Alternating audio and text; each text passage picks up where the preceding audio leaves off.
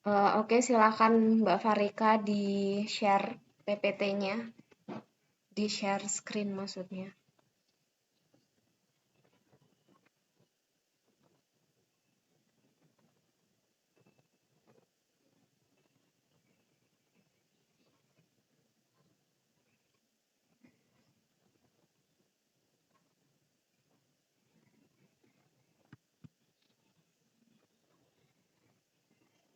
Baik, selamat pagi teman-teman. Assalamualaikum warahmatullahi wabarakatuh. Waalaikumsalam warahmatullahi wabarakatuh. Waalaikumsalam warahmatullahi wabarakatuh. Di sini saya dari kelompok 6 akan mempresentasikan hasil kerja kelompok kami dengan judul ilmu fisika. Nah, sebelumnya tak kenal maka tak sayang, akan saya perkenalkan anggota kelompok kami. Yang pertama ada Farikatul Laili, yang kedua saya sendiri Yolanda Mary, dan yang ketiga ada Yunita Sari. Baik, langsung saja untuk materi pertama bagi yang oh ya, sebelumnya kali ini kita akan membahas 4 sub pokok bahasan, yakni yang pertama partikel subatom, yang kedua lapisan atmosfer, yang ketiga besi, dan yang keempat relativitas waktu. Baik, untuk selanjutnya yang bertugas saya persilahkan.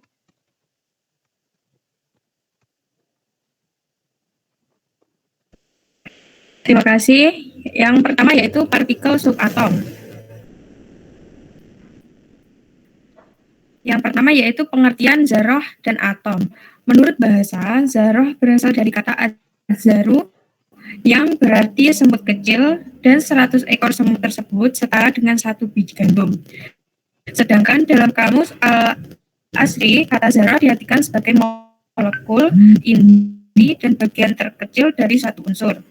Pada umumnya, masyarakat Arab ketika turunnya Al-Quran mengartikan zarah adalah debu yang berterbangan yang hanya terlihat antara lain melalui kaca yang ditembus oleh sinar matahari. Selanjutnya yaitu istilah atom. Atom berasal dari bahasa Yunani. Konsep atom sebagai komponen yang tidak bisa dibagi-bagi lagi pertama kali diajukan oleh filsuf India dan Yunani. Berikutnya yaitu perkembangan makna zarah. Dari zaman Yunani kuno hingga sekarang, model dan teori atom terus berkembang. Setelah waktu yang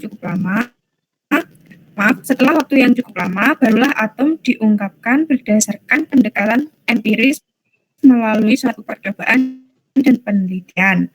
Para ahli yang mengungkapkan konsep atom diantaranya John Dalton, J.J. Thomson, Rutherford Wilson, dan model atom modern. Banyak ilmuwan yang mengemukakan teori dan postulatnya untuk menggambarkan atom. Teori atom yang mereka nyatakan sangat kuat karena didukung oleh hasil penelitian dan percobaan.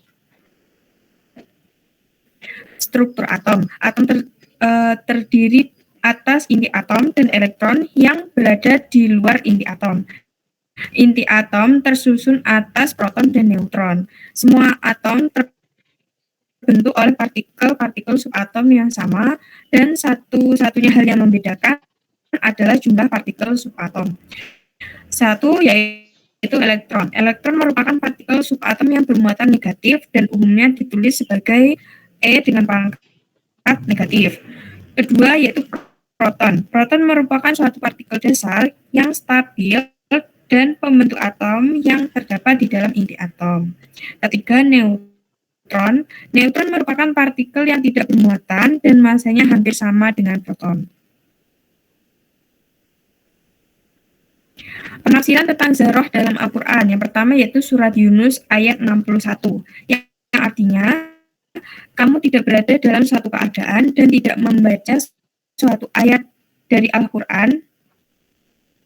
Sebelumnya belum selesai.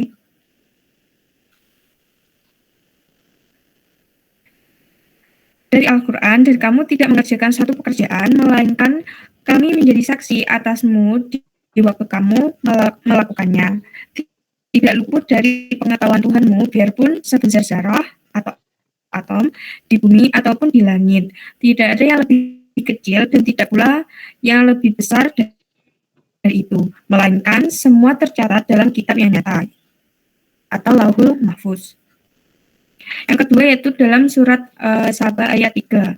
Dan orang-orang yang kafir berkata, hari pembangkitan itu tidak akan datang kepada kami. Katakanlah, pasti datang. Demi Tuhanku yang mengetahui yang gaib, sesungguhnya kiamat itu pasti akan datang kepadamu. Tidak ada tersembunyi daripadanya sebesar zarah pun yang ada di langit dan yang ada di bumi, dan tidak ada pula yang lebih kecil dari itu dan yang lebih besar, melainkan tersebut dalam kitab yang nyata, Lauhul Mahfuz.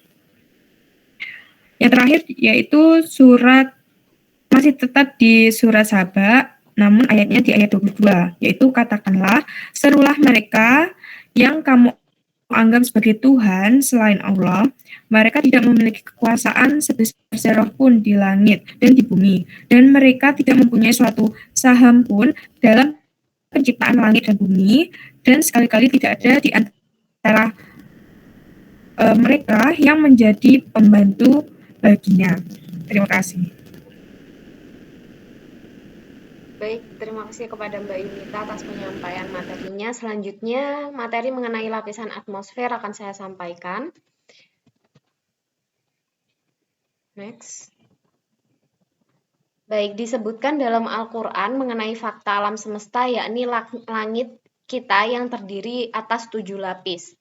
Nah, Allah bersabda dalam Quran Surat Al-Baqarah ayat 29 bahwa dialah Allah yang menjadikan segala yang ada di bumi untuk kamu dan dia berkehendak menciptakan langit lalu dijadikannya 7 langit dan dia maha mengetahui segala sesuatu. Nah, langit yang disebutkan dalam Al-Quran ini itu memiliki makna langit yang berada di atas permukaan bumi atau dalam hal ini adalah atmosfer. Nah, menurut Petrir, atmosfer bumi terdiri atas lapisan-lapisan berbeda yang saling bersusunan. Nah, penentuan 7 lapis atmosfer ini itu berdasarkan kandungan kimiawi dari masing-masing lapisan dan juga temperatur udaranya. Menurut definisi geologis modern, ketujuh lapisan atmosfer bumi ini terdiri dari troposfer, stratosfer, lalu mesosfer, termosfer, eksosfer, ionosfer, dan magnetosfer. Setiap bagian atmosfer memiliki tugasnya masing-masing yang berfungsi untuk menjaga keberlangsungan hidup semua makhluk hidup di bumi. Hal ini juga didukung oleh surat Fusilat ayat 12. Lalu selanjutnya adalah besi. Nah, besi ini itu merupakan unsur yang paling banyak ditemukan di bumi, dan unsur ini itu berasal dari bintang-bintang di luar angkasa yang lebih besar daripada matahari. Matahari memiliki temperatur sekitar 6.000 derajat Celcius dengan temperatur inti mencapai 20 juta derajat Celcius. Untuk menghasilkan suatu unsur besi, suatu bintang harus memiliki temperatur jauh lebih besar daripada matahari. Jadi dapat disimpulkan bahwa besi hanya bisa dihasilkan oleh bintang yang jauh lebih besar dari matahari yang temperaturnya dapat mencapai ratusan juta derajat Celcius. Bukti ilmiah tersebut itu sesuai dengan surat Al-Hadid ayat 25, yakni besi tidak dihasilkan di bumi, melainkan diturunkan ke bumi atau berasal dari ledakan supernova bintang di luar angkasa. Nah, fakta ini tuh juga dapat dipahami pada abad ke-7 saat Al-Quran diturunkan. Hal ini menunjukkan bahwa Al-Quran merupakan kebenaran mutlak yang merupakan firman Allah yang maha mengetahui segala sesuatu. Besi ini merupakan unsur yang penting sekali dalam kehidupan manusia ya. Seorang ahli mikrobiologi terkemuka, Michael Denton, menjelaskan bahwa tidak ada lagi unsur yang lebih penting dari besi di antara unsur logam lainnya. Jumlah seluruh besi dalam pusat bintang yang memicu ledakan dan menyebarkan atom-atom besi ke seluruh penjuru kosmos yang penting bagi kehidupan. Baik, selanjutnya relativitas waktu akan dijelaskan oleh Mbak Fariha.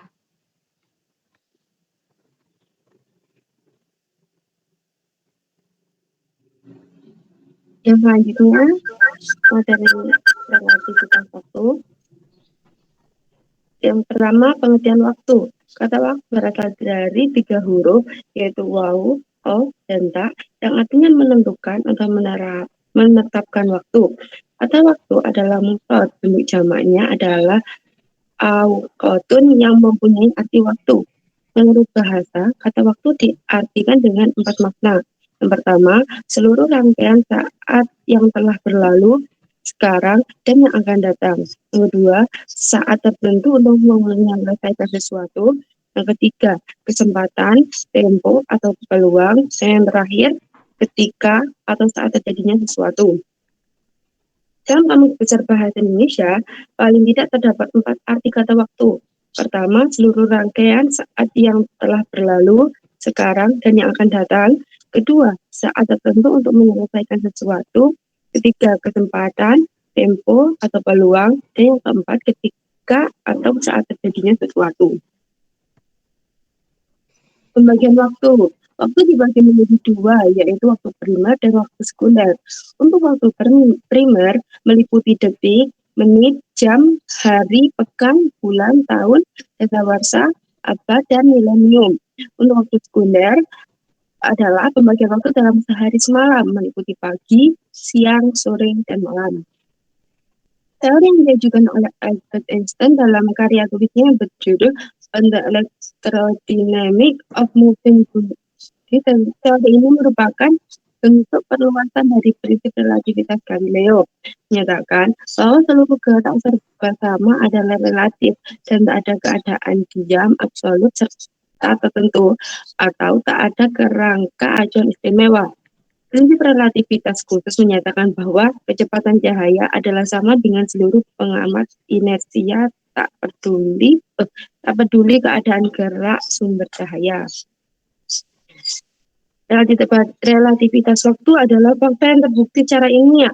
Hal ini telah diungkapkan melalui teori relativitas waktu Einstein di tahun-tahun abad ke-20. Sebelumnya, manusia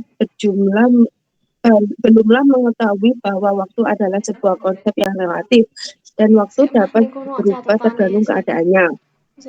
Ilmuwan besar Albert Einstein secara terbuka membuktikan fakta ini dengan teori relativitas. Ia menjelaskan bahwa waktu ditentukan oleh massa dan kecepatan. Dalam sejarah manusia, tak seorang pun mampu mengungkapkan fakta ini dengan jelas sebelumnya. Tapi ada pengecualian. Al-Quran telah berisi informasi tentang waktu yang bersifat relatif, sejumlah ayat yang memperluas hal ini salah satunya di antaranya ayat membahas tentang itu. Baik, terima kasih atas Mbak Farika atas penyampaian materinya. Mungkin itu dulu yang dapat kelompok sampaikan mengenai materinya. Selanjutnya diskusi akan dilanjutkan di grup kelas dimulai pukul 10. Jadi teman-teman juga bisa memahami lagi materi yang sudah disampaikan melalui makalah yang sudah kami bagikan. Mungkin itu dulu dari kelompok kami. Bila ada kurang lebihnya kami mohon maaf. Wassalamualaikum warahmatullahi wabarakatuh. Waalaikumsalam. Teman-teman bisa sebentar jangan live dulu ya biar di SS sebagai bukti kehadiran mungkin oleh Mbak Yunita.